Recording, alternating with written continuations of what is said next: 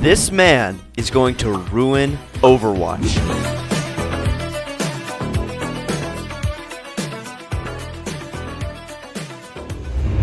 So, I'm sure we're all familiar with Overwatch's genius balancing system. At the moment, we're still not entirely sure if Overwatch playtests their heroes before release, because the last few heroes that they've released on release day and for a week or two afterwards have just been absolutely, completely broken. For example, Brigitte, absolute menace for a really long time. Brigitte was so good you could climb the leaderboards even if you were a gold level support. You could climb to top 500 if you played Brigitte. Kiriko, super OP support. Still is arguably the best support in the game, but that may change coming this week. So, let me give you my prediction. Lifeweaver is going to break Overwatch, at least for a little bit. I mean, think about this. Lifeweaver does everything. He has movement abilities, so he can engage and disengage very quickly. He has a lot of healing output, and on top of that, he has a lot of damage output as well. And on top of that, he has extremely good support abilities that can potentially cancel ults and completely change the direction of team fights. Now, who is this starting to sound like to you? If you said Kiriko, you'd be correct. I think we all need to buckle up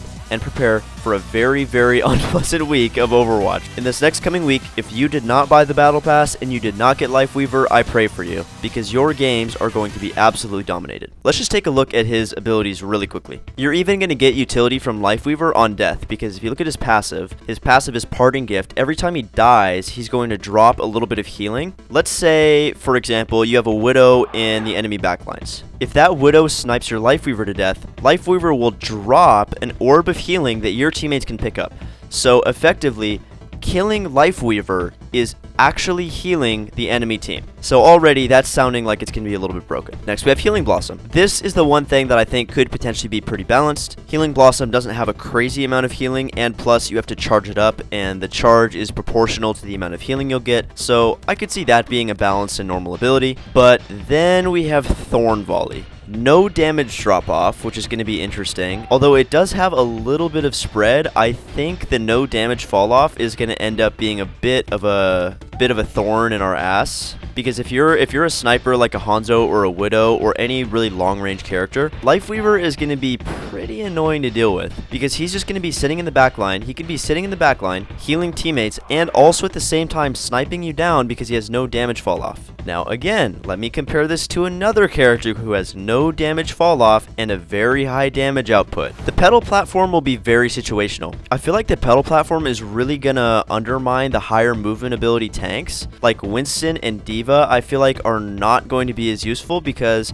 if you have a Lifeweaver on your team, you can just pick Ryan and Orisa, and usually the main drawback to those characters is that they're not going to be able to reach high places. They're not going to have a lot of movement. But with pedal platform, we're going to see Ryan's going for the top rope slams. We're going to see Orisa's killing Widowmakers. We might even see some Ryan's killing Widowmakers, as a matter of fact. And pedal platform cannot be eaten by anything. The only thing that you really can do to stop it is have a shield. Other than that, pedal platform is going to be a very, very interesting ability to buff tanks that have no movement. Ryan and Orisa, probably the pick this season. Now, Rejuvenating Dash, I just feel like this is unnecessary. Lifeweaver is already doing so much. Does he really need a dash ability as well? Because this is just starting to make him really OP. He has so many abilities. He can do a lot of healing. He can do a lot of damage.